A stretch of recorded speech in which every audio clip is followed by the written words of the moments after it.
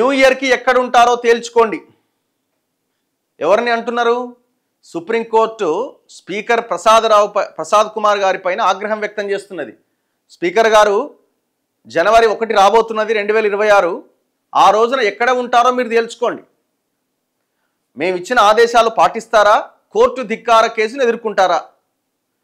ఆదేశాలు పాటిస్తారా, ధిక్కారం కేసు ఎదుర్కొంటారా? 4 వారాల్లో ఫిరాయింపు ఎమ్మెల్యేల పైన అటో ఇటో తేల్చిపడేయండి అని చెప్తున్నది సుప్రీంకోర్టు. ఈ కేసులో జరిగిందేంది? 10 మంది ఎమ్మెల్యేలు బీఆర్ఎస్లో గెలిచి, బీఆర్ఎస్ సింబల్ అయిన కారు గుర్తు మీద గెలిచి కాంగ్రెస్ పార్టీలోకి వెళ్ళడం జరిగింది. వెళ్ళలేదా? 100% వెళ్ళిరు, కండవాలు కప్పుకున్నారు, బయటకు వచ్చారు. మేము పార్టీ మారినాం, అది ఇది అభివృద్ధి తొక్క తోటకూర అని మాట్లాడి అయిపోయిన తర్వాత వీళ్ళు బీఆర్ఎస్ వాళ్ళు కొంత యాక్టివ్గా వర్క్ చేసి వాళ్ళు కేసు వేసారు. హైకోర్టు నుంచి సుప్రీంకోర్టు దాకా పోయింది. సుప్రీంకోర్టు ఏమన్నదంటే, ఆల్రెడీ సుప్రీంకోర్టు చాలా సీరియస్గా ఈ రాజ్యాంగబద్ధ సంస్థల నిర్ణయాల మీద నిర్ణయాలు తీసుకుంటున్నది. గవర్నర్, రాష్ట్రపతికి సంబంధించిన వాళ్ళ దగ్గరకు వచ్చిన బిల్లులు కూడా 3 నెలల్లోపు ఇవ్వాలి అని ఒక జడ్జిమెంట్ ఇచ్చింది. 3 నెలల్లోపుగా అటో ఇటో తేల్చాలి అని. మీరు ఏ నిర్ణయం తీసుకుంటారని మేము చెప్పం, కానీ ఏ నిర్ణయం తీసుకుంటారో 3 నెలల్లో తేల్చండి అని చెప్పింది. సో అది పెద్ద చర్చకు దారి తీసింది. మళ్ళీ రాష్ట్రపతి సుప్రీంకోర్టుకి కొన్ని అభిప్రాయాలు అడిగింది. దాని మీద 5 సభ్యుల ధర్మాసనం విచారణ చేస్తున్నది. అదొకటి. ఈ పార్టీ ఫిరాయింపుల మీద కూడా ఆ సుప్రీంకోర్టులో వేసిన పిటిషన్ మీద సుప్రీంకోర్టు అదే స్థాయిలో రెస్పాండ్ అయింది. స్పీకర్ గారు, మీ స్పీకర్ పరిధి ఏంది, స్పీకర్ పరిధిలోని అంశాలు మేము ఎంతవరకు క్వశ్చన్ చేయగలమనే అంశాల జోలికి వెళ్లకుండానే మేము మాత్రం ఒకటి చాలా స్పష్టంగా చెప్తాం, 3 నెలల్లోపుగా మీరు కూడా నిర్ణయం తీసుకోవాలి. ఏ నిర్ణయం తీసుకుంటారన్నది మీ ఇష్టం, మీ పరిధిలోని అంశం. వేట్ వేస్తారా, స్పీకర్ వాళ్ళ మీద వేట్ వేస్తారా, జంప్ అయిన ఎమ్మెల్యేల మీద, లేదు వాళ్ళ అపోజిషన్ పార్టీలు వేసిన వాళ్ళ మీద వేసిన పిటిషన్ మీద తిరస్కరిస్తారా? ఏదో ఒక నిర్ణయం తీసుకోండి అని జూలై 31వ తేదీన సుప్రీంకోర్టు స్పీకర్ గారికి ఒక ఆదేశం ఇచ్చింది. July, August, September, October 30th నాటికి అది క్లోజ్ అయిపోయింది. ఏది? సుప్రీంకోర్టు ఇచ్చినటువంటి గడువు. దాని తర్వాత స్పీకర్ కార్యాలయం ఏం చేసిందంటే, 3 నెలల గడువు ఇచ్చారు మీరు, ఈ 3 నెలలు సరిపోలేదు, స్పీకర్ చాలా బిజీగా ఉన్నారు కొన్ని కారణాల వల్ల, కొన్ని పనుల వల్ల, మేము ఆల్రెడీ 4గురిని విచారించినాం, ఇంకా కొంతమందిని విచారించాల్సి ఉంది, ఇంకొక 2 నెలల గడువు ఇవ్వండి అని అడిగారు. ఆ పిటిషన్ అట్లా పెండింగ్లో ఉంది.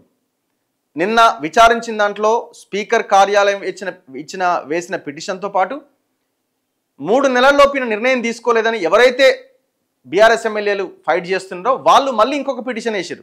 స్పీకర్ మీరు ఇచ్చిన ఆర్డర్ని పక్కన పెట్టిండు, అక్టోబర్ 30కి అయిపోయింది, ఈయన కోర్టు ధిక్కరించిన ఇంకొక పిటిషన్ వేసారు. అది ఇది అన్నీ కలిపి నిన్న సుప్రీంకోర్టు చీఫ్ జస్టిస్ ధర్మాసనం విచారించి ఈ వ్యాఖ్యలు చేసింది. జనవరి 1వ తారీఖు ఏడ జరుపుకుంటావో తేల్చుకో, మా ఆదేశాలు పాటిస్తావా, కోర్టు ధిక్కరణ కేసు ఎదుర్కొంటావా అంటే ఏంది?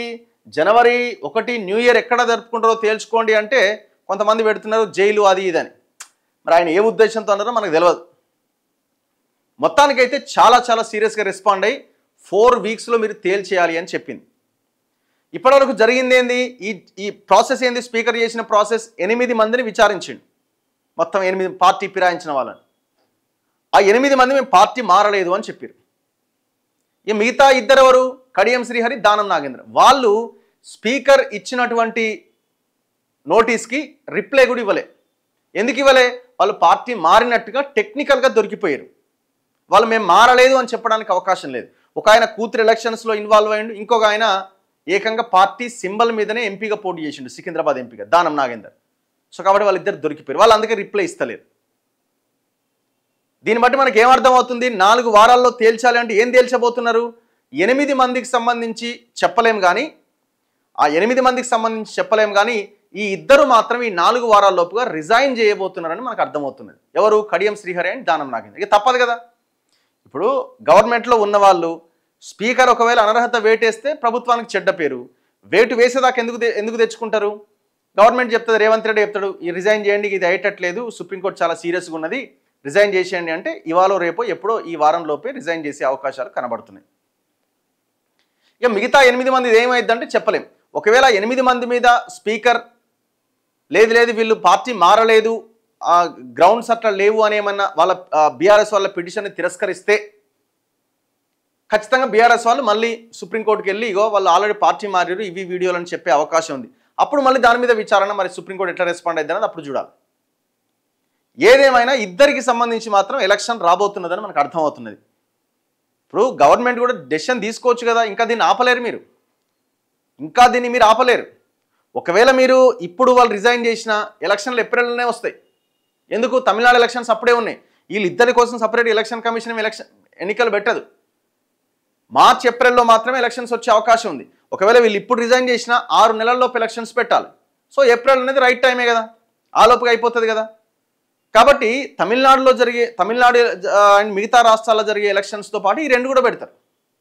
కాబట్టి మీకు ఎవడు సలహా ఇస్తున్నాడో ఏమో వాళ్ళతో రిజైన్ చేయించడం తప్ప ఇంక మీకు ఆప్షన్ ఏముంది? తెలంగాణ స్పీకర్కు సుప్రీంకోర్టు హెచ్చరిక, నిర్ణయం తీసుకోవడంలో ఆలస్యంపైన తీవ్ర అసహనం. రోజువారీగా విచారించాలి అని గతంలోనే చెప్పాం. ఎమ్మెల్యేలు సహకరించకపోతే వేటు వేయాలి అన్నాం. సభాపతికి గుర్తు చేసిన సిజేఐ జస్టిస్ బిఆర్ గవాయ్. స్పీకర్తో పాటు ప్రతివాదులకు నోటీసులు జారీ. కిషన్ రెడ్డి మాట్లాడుతుండు, స్పీకర్పై సుప్రీం వ్యాఖ్యలు రాష్ట్రానికి అవమానకరం. ఫిరాయింపులపై చట్టానికి లోబడి చర్యలు తీసుకోవాలి. స్పీకర్కు కిషన్ రెడ్డి సూచన. రిజర్వేషన్లు 50% దాటొద్దు. మహారాష్ట్ర స్థానిక సంస్థల కేసులో సుప్రీంకోర్టు స్పష్టీకరణ. అది వేరే వార్త. తెలంగాణలో 10 మంది శాసనసభ్యుల ఫిరాయింపు వ్యవహారంపై స్పీకర్ విచారణలో జాప్యాన్ని సుప్రీంకోర్టు తీవ్రంగా పరిగణించింది.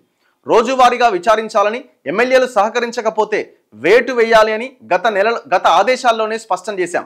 తమ ఆదేశాలు పాటిస్తారో లేదంటే కోర్టు ధిక్కారాన్ని ఎదుర్కొంటారో సభాపతి తేల్చుకోవాలని సర్వోన్నత న్యాయస్థానం తేల్చి చెప్పింది. అనర్హత అంశంపై 4 వారాల్లో తేల్చండి, లేదంటే న్యూ ఇయర్ వేడుకలు ఎక్కడ చేసుకుంటారో నిర్ణయించుకోండి అని స్పీకర్ని ఉద్దేశించి అత్యున్నత న్యాయస్థానం తీవ్ర స్థాయిలో అసహనం వ్యక్తం చేసింది. ఎమ్మెల్యేల అనర్హత అంశంపై వీలైనంత త్వరగా లేదంటే 3 నెలల్లో విచారించి నిర్ణయం తీసుకోవాలి. ఈ ఏడాది జూలై 31న సిజేఐ నేతృత్వంలోని ధర్మాసనం తీర్పిచ్చింది. సుప్రీంకోర్టు విధించిన గడువు అక్టోబర్ 31తో ముగిసింది. స్పీకర్గా రాజ్యాంగ బాధ్యతలు, హైదరాబాద్లో వరదలు, రోజువారీ కార్యక్రమాలు ఇవన్నీ ఉండడంతో డిలే అయింది. కాబట్టి ఇంకొక రెండు నెలల గడువు ఇవ్వండి అని స్పీకర్ కార్యాలయం సుప్రీంకోర్టును అడిగింది. ఈ కేసులో ప్రతివాదులుగా ఉన్న ఎమ్మెల్యేలు సైతం అభివృద్ధి కార్యక్రమాలు, సంక్షేమ పథకాలు, అకాల వర్షాల నేపథ్యంలో వరద సహాయ చర్యల్లో పాల్గొనడం కారణంగా నియోజకవర్గాల్లోనే ఉండాల్సి వస్తోందని మరో 8 వారాల సమయం ఇవ్వాలని ఆ లేఖలో విజ్ఞప్తి చేసింది.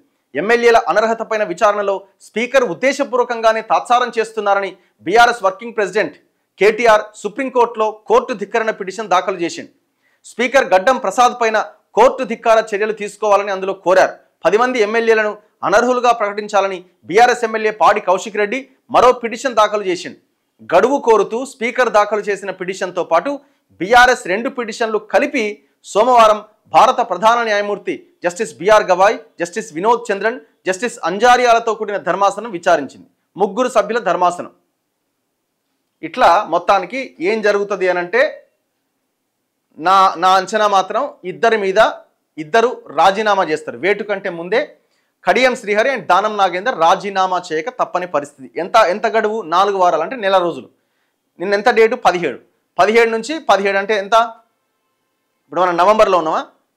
నవంబర్ అంటే డిసెంబర్ 17th లోపుగా వాళ్ళు రిజైన్ చేయబోతున్నారని మనకు అర్థమవుతున్నది. సింపుల్గా డిసెంబర్ 17th లోపు రిజైన్ చేస్తే డిసెంబర్ 17th, జనవరి, ఫిబ్రవరి, మార్చ్, ఏప్రిల్, మే, జూన్ 6 నెలల లోపుగా అక్కడ ఆ నియోజకవర్గాల్లో ఎమ్మెల్యే మళ్ళీ నియమించుకోవాలి ప్రజలు. సో మళ్ళీ ఎలక్షన్స్ రావాలి. 6 అంటే జూన్ లోపు ఎలక్షన్స్ రావాలి. ఏప్రిల్లో ఆల్రెడీ తమిళనాడు ఎలక్షన్స్, ఇంకా 2 రాష్ట్రాలు 3 రాష్ట్రాల ఎలక్షన్స్ ఏవో ఉన్నట్టున్నాయి ఈ మధ్యకాలంలో. సో వాటితో పాటు ఈ 2 ఎలక్షన్స్ కూడా పెట్టే అవకాశం ఉంది. మరి మిగతా 8 మంది కూడా పార్టీ మారినారు కదా అంటే చూడాలి. మరి వాళ్ళ మీద ఏమైనా స్పీకర్ నిర్ణయం తీసుకుంటాడా? నిర్ణయం తీసుకునే అవకాశం లేదు నాకు తెలిసేది. ఎందుకంటే గవర్నమెంట్, స్పీకర్ వీళ్ళంతా ఒకటే కాబట్టి వాళ్ళేమి అందరి మీద ఏమి వేట్ అయ్యారు, వీళ్ళ మీద కూడా వేట్ అయ్యారు. రాజీనామా చేయమని చెప్తారు, సింపుల్. ఆ 8 మంది మీద వాళ్ళని మరి వేటు వేయకుండా ఆపే అవకాశమే ఉన్నది. ఒకవేళ కనుక వాళ్ళ మీద వేటు వేయకపోతే మళ్ళీ బీఆర్ఎస్ ఏమన్నా మళ్ళీ సుప్రీంకోర్టుకి వెళ్తుందేమో చూడాలి. మరి దాని తర్వాత ఏం జరుగుద్ది అన్నది.